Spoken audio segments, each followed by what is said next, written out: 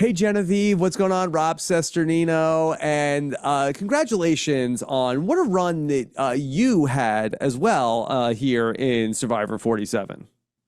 Thank you, Rob. Yeah, sad to be talking to you so soon, but happy to be talking to you in general. Yeah, you almost got there, and I know it was really by the last couple of weeks. It was really you were holding on by a thread, and then finally the thread ultimately gave out. Did you feel like it was going to be you at that tribal council, or do you think that there was a chance it would be Sam? I knew it was going to be me at that tribal council. And to clarify, the thread didn't give out. Sam took his big scissors and cut the thread and just cut me out Yeah, of the game. well, you two had been working closely for a while in the game. I mean, how did that feel to when you learned that Sam had given up the bit about the fake idol?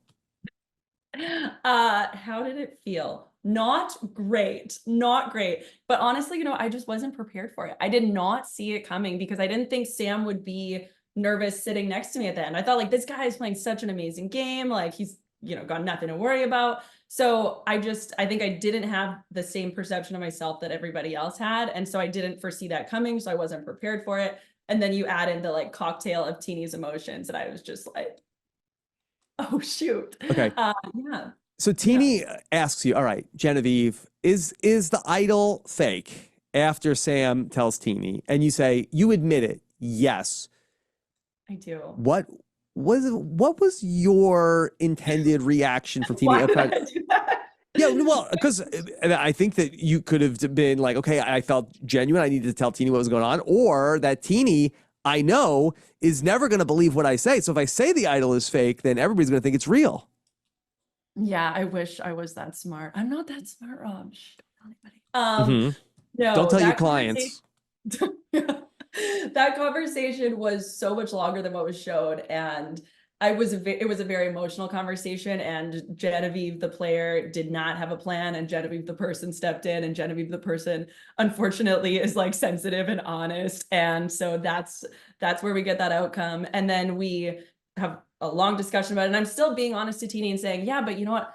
I'm like, no one on jury likes me. Like, maybe you still like, this, but you can control this vote, like gain some agency here, take out Sam or take out Sue. And then, so here's the problem. I didn't know Sue had a red paint idol. So I Right. was pitching Sam, Teeny, take out Sue and you're guaranteed to be there. You got your shot in the final three. So that's what I was pitching, but that wouldn't have worked either in hindsight.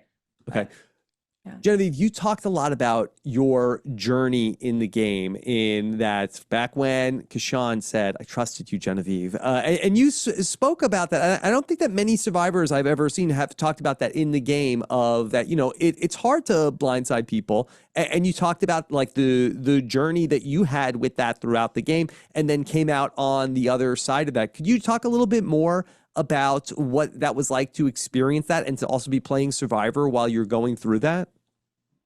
It's so weird. I found it weird. Maybe you found it weird too, Rob, when you played. Like, you go in and it's not personal. I know that. And then when someone says something that shows that they are personally hurt, it's hard to reconcile like the IQ and EQ of it all. And so seeing people have like really devastated reactions does remind you of like the power that you have, and it's like accountability that I didn't want to. I was like, I don't want to be the person who's hurting people, so maybe I just won't be nice to anybody, and then they won't be like betrayed when I'm mean to them because they're already expecting me to be mean to them, which is a whole other can of worms. I wouldn't recommend that approach either. Yeah. But then you came out on the other side of it of how did you end up balancing the two? Not successfully, because I'm Hmm. talking to you right now, but I haven't figured out this perfect balance for it. I mean, it's tough. Like, you open yourself up and you trust people, and then it clouds your judgment and you maybe don't see things that you should see coming or guard yourself appropriately. But if you're always guarded and you're not connecting with people, then like you could get to the end and no one's going to vote for you because they just don't like Yeah. you or they didn't resonate with your game. So, I mean, that's the $1 million question. Genevieve, was there any relief for you that after all this, you didn't have to make the fire and all the time that you spent playing Baldur's Gate ultimately didn't come back to bite you? Oh, so you believe me that I'm bad at fire? Oh, Oh, no, No, now I'm like I'm teeny. I'm like, terrible. wait, I'm what's terrible. true? What's true now? Now No, you no, have no. me in the blender.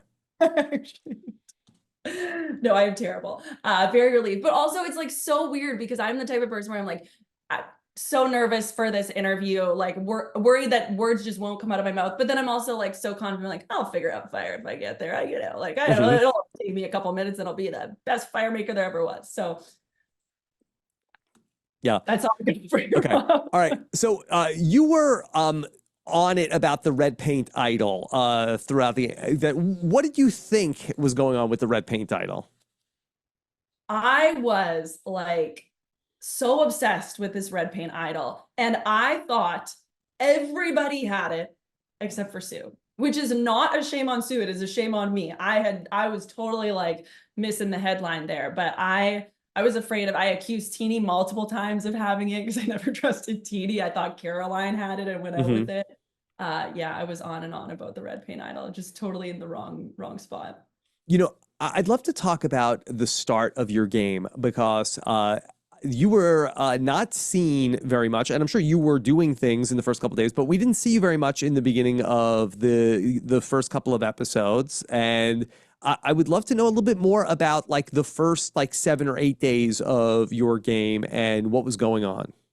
Ooh, there's a lot. There's a lot in the first few days. So Lavo was a 2-2-2 situation. And then I had a 3 with Keyshawn and Teeny. And Keyshawn relayed a lot of information back to me.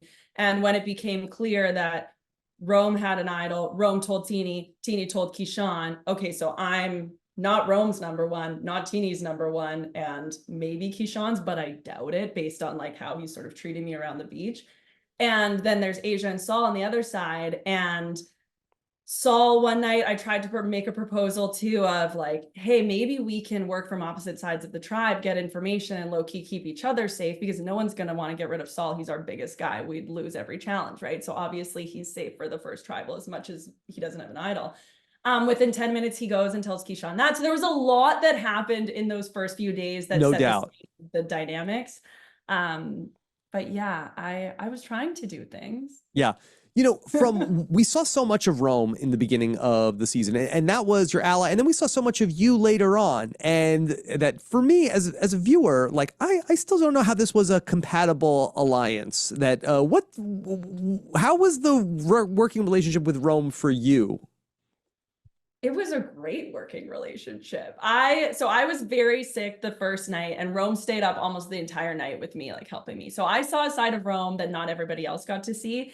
And Rome was like, he had no shame. He would be looking 23 out of 24 hours of the day for idols and advantages, which is great. You want to be working with the person who has those things, but you don't want to be the one who is away from camp that long. So there were so many benefits to working with Rome, and he was, for all his chaos, pretty consistent. He would do what he would say he was going to do. And so I thought it was an advantageous relationship with someone who would always be a shield. Yeah. So And, you know, you finally got to become the Rome when you followed Rachel around while she looked for an idol, and also redemption that you were able to complete the puzzle that Rome similarly wasn't able to get one piece into. Oh my gosh, Rome got a lot of the responsibility for that, but I was there too, people. I got 0 pieces. It's just as much my fault, if not more, because it's such a distraction. But yes, I'm not horrible at puzzles all the time. All right. So I want to know the Saul vote was such a big turning point in the season and in your game. And, you know, it was, you know, masterful how you got it going. But what was the plan for you in your mind after Saul is gone? Then what? So I am terrible at making relationships. And so many people who are cast on Survivors, you know, are like these just naturally charismatic people, which I would describe Teeny and Saul as being. So in the Lavo 3, like I could not keep up. And so my strategy was, let's get rid of people who will connect quickly and aren't working with me. And so in the challenge that Gabe wins, as I'm sitting on the sit out bench, I do my inventory, and I've heard everyone's name at merge being targeted in little whispers, except for Saul's, because everybody just likes Saul. He's a great guy. And knowing he wasn't working with me and was becoming that quickly like networked throughout the tribe made him very dangerous to me. And there's only small windows where you can get rid of people. And I think Saul is one of those people. If you don't get rid of him soon, everyone's going to adore him so much, but he'll never be like overtly aggressive or such a big threat. He would make it very deep and I wouldn't. So I think it was the right time, but I know everyone loves Saul. I'm so sorry to break everyone's hearts. Yeah. But So I understand the why you might want to get Saul out, but what did you feel like you had lined up post Saul? Nothing ever. I had the thing was when you don't play with an alliance, you can't really do long-term planning because what infrastructure do you have? What numbers are you going to count on, right? So when you're a free agent or a more solo player, you just don't have connections. You have to, one, be good at like mastering influence without authority because you have no official numbers. I had to get Gabe's numbers to do the solvo, right? So you have to know who to go to and how to maneuver that. And then many of your plans have to just be like what works in the circumstance. And you have to be extra adaptable because you don't have the scaffolding to take you further. So yeah. I was making it up as I went. There were some cool moments in the episode where, you know, you and Rachel sort of, you know, game respects game, and you two had both, you know, earlier in the season, you both had been talking about each other. So at what point did you really start to realize that Rachel was such a formidable opponent for you? So I wanted Rachel gone in the spot that Sierra went home. And Caroline and I had a discussion about it, but we just couldn't get any momentum for it. But Rachel is the type of player who is very social, but not like over, she's not like shaking everybody's hand. So she doesn't stand out as the most social, but she's very good at it. And she's obvious, like you could sniff her strategic acumen a mile away if you were looking for it. And then the challenge threat, like she's not this big buff guy, but she's clearly very fit. She's puzzles on lock, the soft touch. So like, yeah, when wasn't I afraid of Rachel is maybe the better question to ask, because early days I was afraid of her. So do you look back and is there something that you could have done differently at some point in the game that might have potentially gotten you to the final three? Yeah, if I bought the burger at the auction and Rachel didn't have an idol and she goes home at 6, and then maybe I win 5, and then I miraculously become amazing at fire, and then people on the jury decide to like me instead of hate me, all those things might go away. But have you been able to pinpoint, well, why do people feel scared of you out there in Fiji? You seem like you seem like you know, a fun person to be around.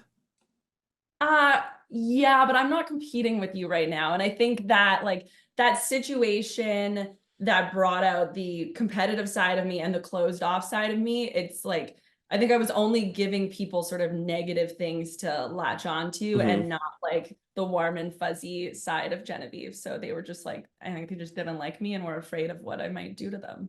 Okay. Well, it was a great run, Genevieve. I hope we can talk some more about your experience. Add another great Canadian survivor to the Pantheon. Shout out to Mark also. Thank you. He will appreciate that. Okay. All right. And then thank you so much for chatting, and yeah, all the best outside the show. Thanks, Rob. Such a pleasure. Big fan.